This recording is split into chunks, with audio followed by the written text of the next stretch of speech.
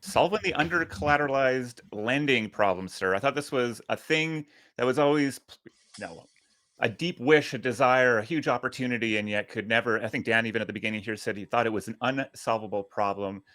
Welcome, Diego, to 11 a.m. How you doing, sir? Hi guys, thanks for having me. Great meeting you, Jess. Great to see you, Dan. Thanks for joining us, man. You are building Divine Research, fresh off a $6.6 million fundraise from this fine gentleman here, and Paradigm, I believe, crossed $175,000 in loans, 100 unique borrowers. I think you just hit your max of your new pool at $2 million. Sorry, not 100 unique borrowers. 100,000 unique borrowers. 100,000 unique borrowers. Yes. No, the K I scanned right over, Dan. Thank you. I know. It's because typically in crypto we're talking about 100 users. Right here we're talking about 100,000 users. My mind couldn't comprehend. Yeah. You've issued 175,000 loans and 100,000 unique borrowers. That's funny. My brain automatically wanted to correct that, and yet, okay. So there's some insane scale here. You hit $2 million, I think, in your first pool here to start off the launch here. How have you solved under-collateralized lending? For sure. So I think under-collateralized lending is obviously one of the most interesting problems in crypto.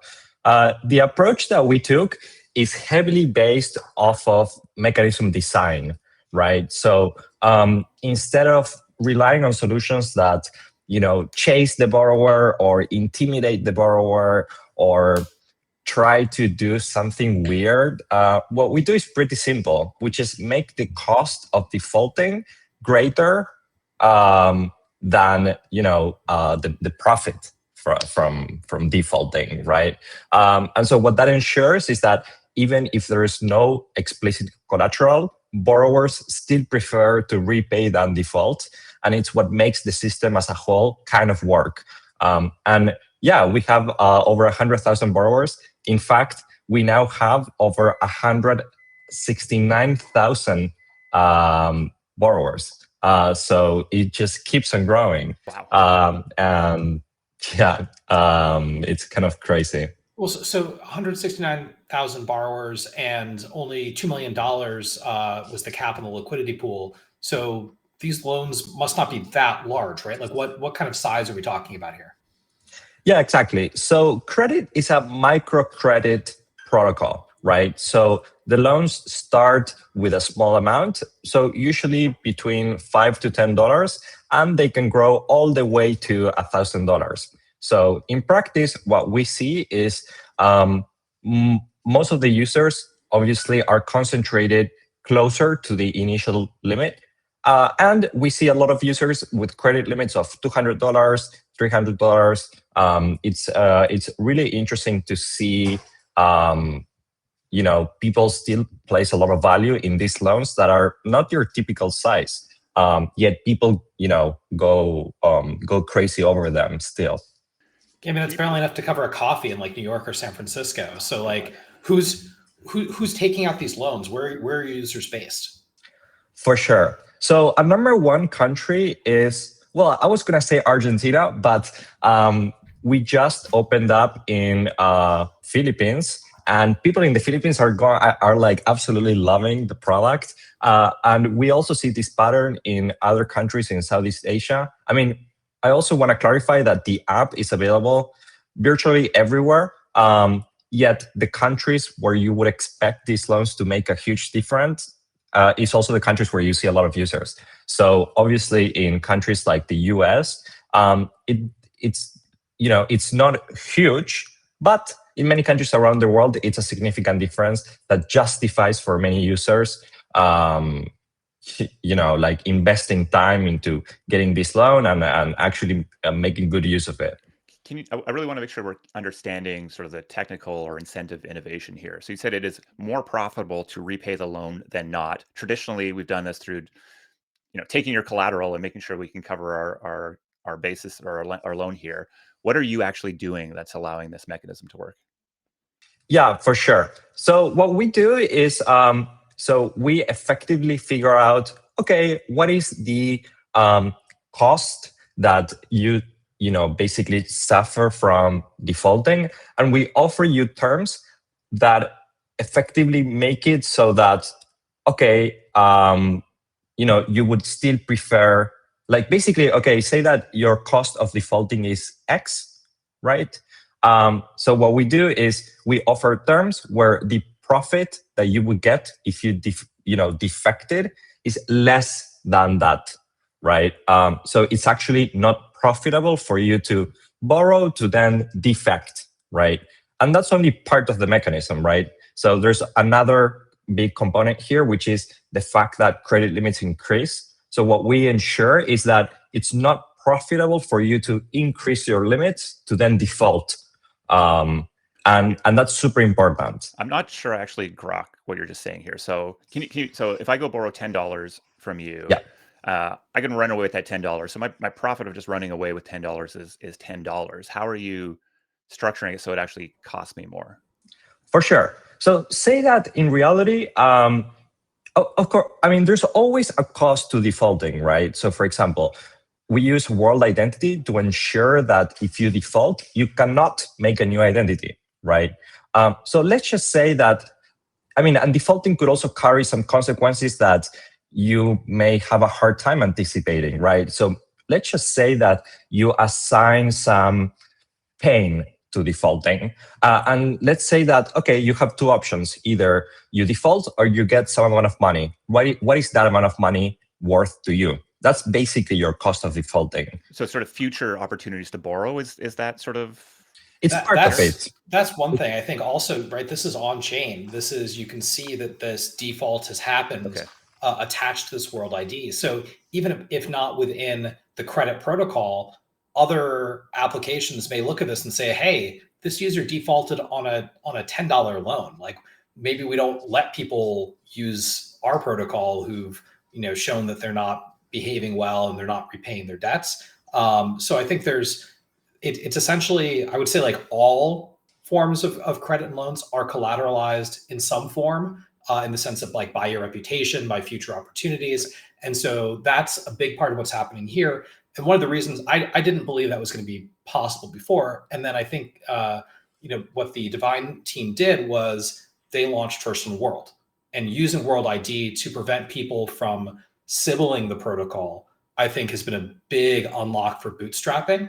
It's obviously not the only way that you're going to be able to scale this thing long term, but it's amazing. And I think one of the things that convinced me was Diego's a fantastic mechanism designer and does amazing theoretical work, but it was actually seeing this in practice and seeing the repayment rates and realizing that even when there was not an immediate explicit financial cost, when people could walk away with the money, that they were still repaying at very high rates because of the maybe psychological pain they also felt of like kind of having to then define themselves as someone who doesn't repay their debts, the future opportunity cost, all these other things. So it was not just theory, but it was actually seeing this in practice. How is it playing out? Okay, that makes sense. Pain as a social construct here, really tied to the fact that we can have unique identity. And I think, the sort of Sybil problem gets in the way of a lot of the most brilliant mechanism designers here. And so I guess I'm curious about how you are growing and how you're sort of reaching new users. Is this specifically through the world application, and what sort of scale can you reach if that's true? Yeah, 100%. So I think it's important to understand what exactly we have here.